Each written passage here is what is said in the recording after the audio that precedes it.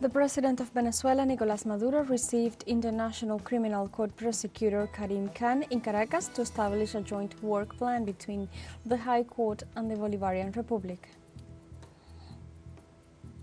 Mexican President Andrés Manuel López Obrador described the alleged attack against presidential candidate Claudia Sheinbaum as propaganda.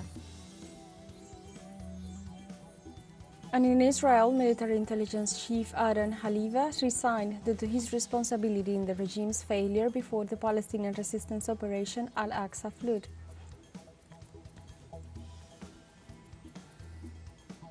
Hello and welcome to From the South. I'm Alejandra Garcia from teleSUR studios in Havana, Cuba. We begin with the news. Venezuelan government dismantles over 335 criminal gangs as part of Operation Gran Cacique Ucagua Puro. During his statement, the sectoral vice president for citizen security and peace, Remigio Ceballos, reported on the security operation in the central state of Aragua, where a gang led by the criminal fugitive from justice Alexandre Lorca Salazar was dismantled. In his report, he revealed that 355 criminal gangs have been dismantled, 567 weapons have been seized, and 1,048 individuals have been arrested. Ceballos denounced the existence of plans that are promoted by the extremist right wing to destabilize the country with maneuvers of media terrorism, political operators, actions of fascist violence, biological terrorism, and economic warfare.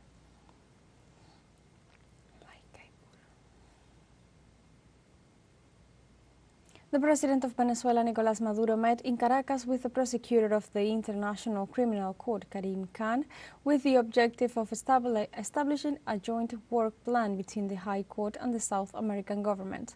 During his 3 days in the country, the high official is expected to sign technical assistance and cooperation agreements between the International Court and local judicial institutions. Likewise, Khan will also tour different localities to verify the impact of the U.S. blockade on the Venezuelan people. This would be the fourth visit of the prosecutor Karim Khan in view of the upcoming presidential elections to take place in the Latin American country on July 28th.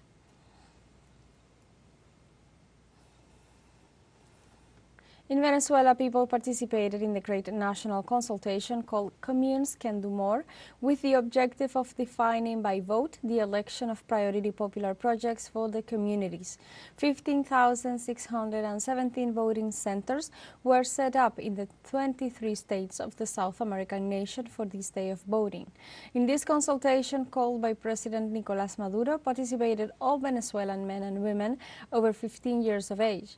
The citizens choose among nearly 23,000 social projects proposed by the more than 4,500 communes located in the national territory. These projects are aimed at sectors such as health, education, food, security, environment, public services, and economy, and the elected ones will be financed by the government and executed by the organized communities themselves. International observers accompanied the process of popular consultation on communities projects. Our correspondent Gladys Quesada will provide us further details on the experience. On Sunday, more than 200 international observers gathered in Venezuela to accompany the popular consultation on communes. They came to see how the people are being asked about their specific needs and to allow solutions to be found from there. Many come from progressive social movements and consider this process as a possible path. I've found this process so far already, learning about it, very inspirational. I like to bring back that feeling of inspiration and struggle from Venezuela back to Australia. In their trip to Caracas, the observers had the opportunity to learn how each commune, in assemblies and grassroots discussions, identified their most pressing problems: improving water and electricity services, repairing common infrastructure, watching over the state of the highways and the roads, concerns that are not far from their own. For others, it is an experience that they hope will be replicated at home.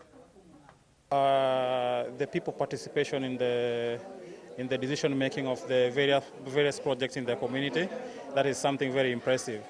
Like the people decide and vote which projects they want the government to fund. That's something I've not seen anywhere else, so it's something very nice. In their goal of taking part in the consultation, many of them took route to the hills in Antímano. There, they learned about communal strategies like a social dining room that feeds the most vulnerable or a textile workshop that makes and provides free of charge school clothes. Many take with them the impression of a process as wide and complex as this one.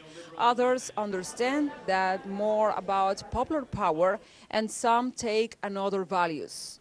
Hugo Chavez to start to reorganize political, social processes in Venezuela many years ago, and now Nicolas Maduro more to continue this process in Venezuela. So I think it will be a very good experience, personal experience, and of course for future processes too. From the consultation will come out winning projects that aim to improve the life of Venezuelans from their own decision under the premise that popular power is possible. Gladys Quesada, teleSUR, Caracas, Venezuela. In Ecuador, proposals of President Daniel Noboa, according to the numbers out of the poll stations, lose on the central questions of his referendum. Let's remember that the referendum has the goal of providing or approving or rejecting popular consultation initiatives promoted by the executive on security, labor, and international arbitration issues. The first results show that citizens rejected by a wide margin proposals to recognize international arbitration for investment disputes and to introduce fixed-term and hourly employment contracts. Both of the proposals were on the spotlight of Noboa's administration. Earlier, Diana Atamaint, head of the National Electoral Council, declared that at the end of the day, 78% of citizens participated in the electoral exercise.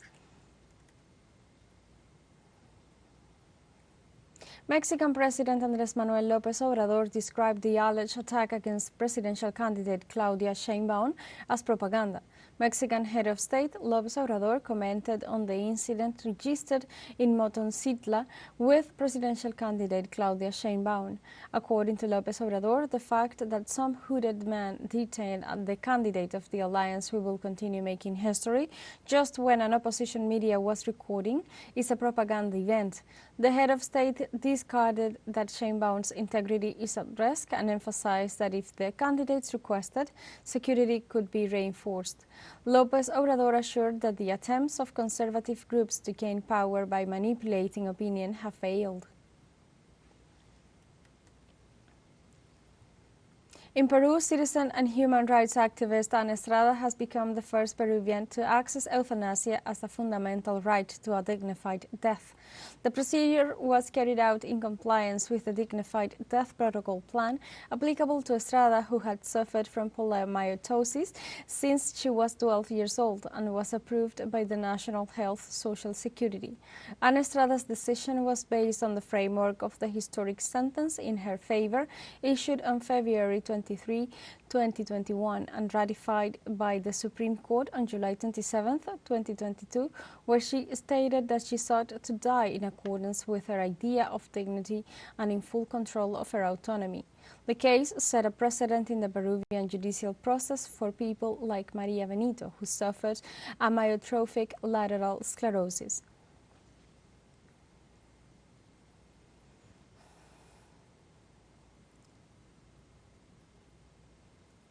Let's deepen into Ana Estrada's life story and struggle.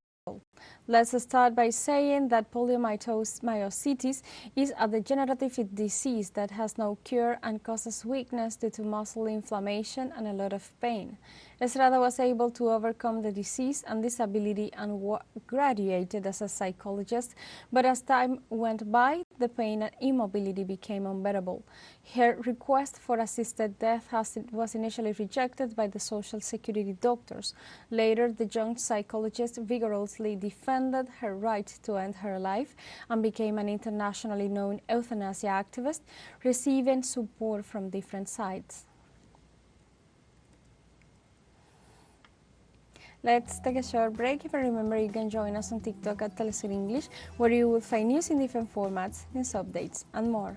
All the stories coming up, stay with us.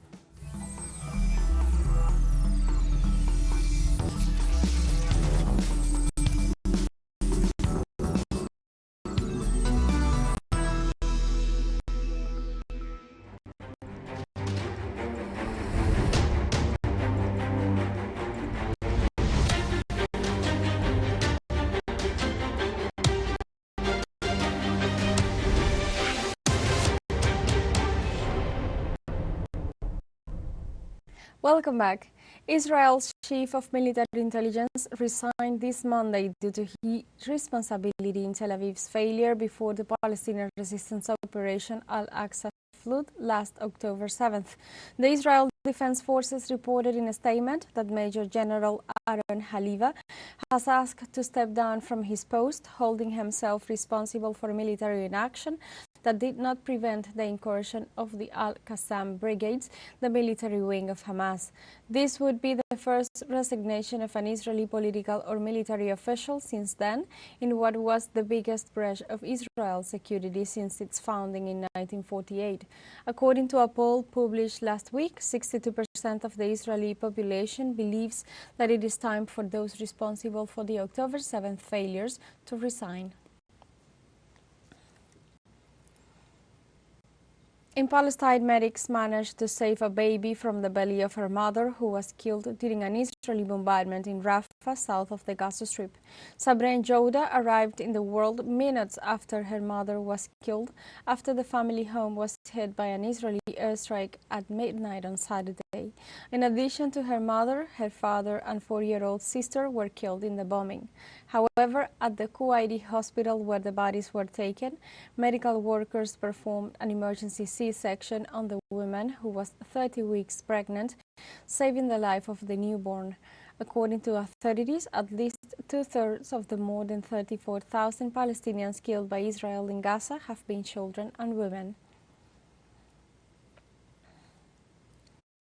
The baby has been treated since yesterday until now. We can say that there is some progress in her state of health, but the situation is still at risk. This respiratory distress syndrome is originally caused by a premature birth. This child should have been in her mother's womb at that time. But the Israeli army carried out a new incursion against a Palestinian refugee camp in the occupied West Bank.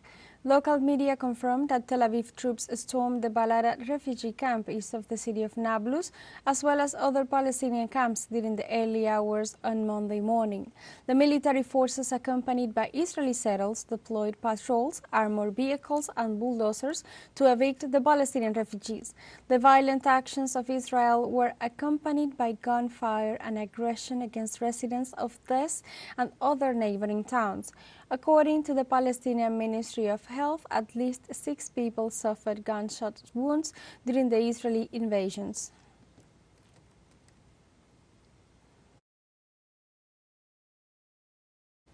The government of Iran assured that nuclear weapons not only have no place in its country's defense doctrine, but that their use is for peaceful purposes only. In his weekly press conference, the spokesman of the Iranian Foreign Ministry, Nasser Kanani, assured that Iran's nuclear doctrine is quite clear and considers the peaceful use of nuclear energy as an inalienable right of his country, while reiterating that it has not been changed. In this sense, the official pointed out that these activities will continue within the framework of the agreement with the International Atomic Energy Organization and the Nuclear Non-Proliferation Treaty. These statements come in the midst of tensions with Israel and the threat of attacks against Iran's atomic centers. We have a final short break coming up, but before we invite you to join our WhatsApp community for our English-speaking audience, you can scan the QR code on screen to join directly and share the link to reach more people. Constant news coverage of Latin America and the Caribbean, as well as the rest of the world. Stay connected and informed with teleSUR. Final short break. Don't go away.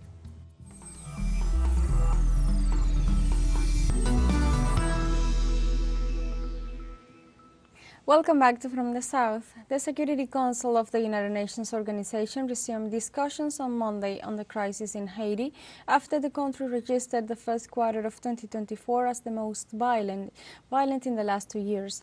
The session of the main world body for peace will coincide with the warnings for the continuous activity of the armed gangs, which is causing a serious food and security crisis in the country. The international body also confirmed a 53% increase in murders and injuries related to gang violence, recording 2,500 events from January to March 2024. They also warned that social services are on the verge of collapse amid persistent violence in the capital and supplies are alarmingly low.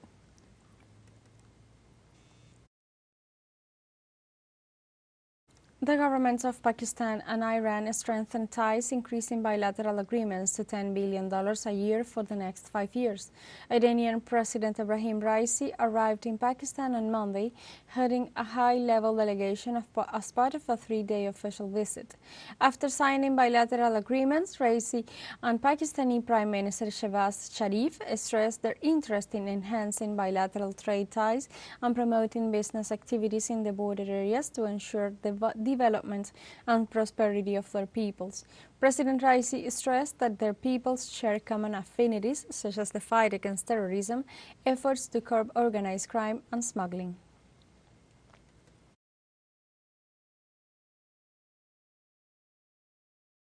UK Prime Minister Rishi Sunak pledged on Monday that the country's first deportation flights carrying migrants who entered the country illegally to Rwanda would leave in 10 to 12 weeks.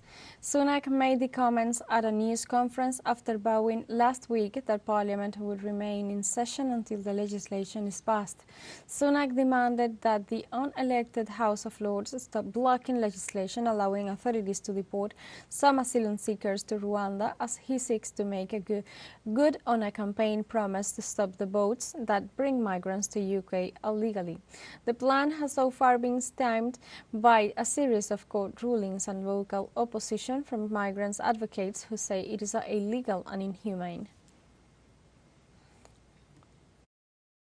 The processing is complete, we will physically remove people. And to do that, I can confirm that we've put an airfield on standby, booked commercial charter planes for specific slots, and we have 500 highly trained individuals ready to escort illegal migrants all the way to Rwanda, with 300 more trained in the coming weeks. United Nations experts attached to the Human Rights Council have stated in a public statement that airlines working for the British government transporting asylum seekers to Rwanda could be in breach of human rights law.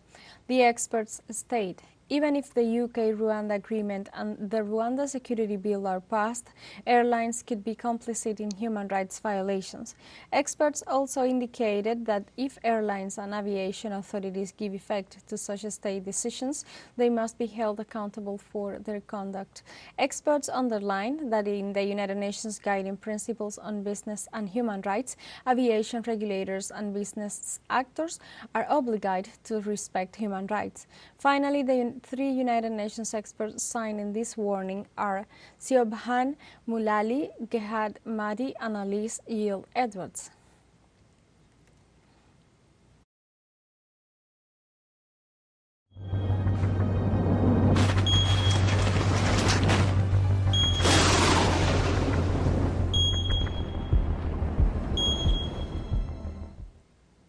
In China, authorities reported over 11 people missing in the southern province of Canton following recent floods.